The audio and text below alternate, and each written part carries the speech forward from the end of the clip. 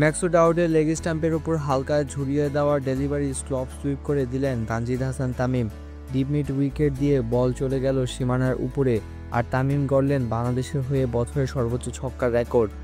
নেদারল্যান্ডসের বিপক্ষে সিরিজের দ্বিতীয় টি-20তে 40 বলে 54 রানের অপরাজিত ইনিংস খেলার পথে 4 চারের সঙ্গে 2টি ছক্কা মারেন তামিম। এতে দেশের ব্যাটারদের মধ্যে ছক্কা রাজা হয়ে যান 24 বছর বয়সী বাঁহাতি ওপেনার।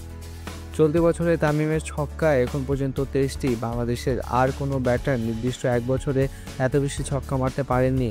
বছরের শুরু থেকে 13 ইনিংস খেলে এই রেকর্ড গড়েছেন তামিম। জুলাই মাসে শ্রীলঙ্কার বিপক্ষে ক্যারিয়ার সেরা 73 রান করার পথে সর্বোচ্চ 6টি ছক্কা মেরেছিলেন তিনি। তামিম ম্যাচে একদমই পিছিয়ে নেই পারভেজ হোসেন ইমন। চলতি বছর ইমনের ছক্কা 12 ইনিংসে 22টি। বাংলাদেশের হয়ে বছরের সর্বোচ্চ ছক্কার তালিকায় 2 নম্বরে আছেন তিনি। বছরের সামনের দিনগুলোতে তাই তামিম ও ইমনের মধ্যে দেখা যেতে পারে ছক্কার লড়াই। সংযুক্ত আরব আমিরাতের বিপক্ষে সেঞ্চুরি করার পথে 9টি ছক্কা মেরেছিলেন ইমন, যা এক ইনিংসে বাংলাদেশের হয়ে সর্বোচ্চ ছক্কার রেকর্ড। চলতি বছরের আগে বাংলাদেশের ব্যাটারদের মধ্যে নির্দিষ্ট বছরের সর্বোচ্চ ছক্কার রেকর্ড ছিল জাকির আলী অনেক ও তাওহিদ হৃদয়ের। দুজনেই 2024 সালে মেরেছিলেন সমান 21টি করে ছক্কা, তবে জাকির খেলেছিলেন 17 ইনিংস আর হৃদয় 20 ইনিংস।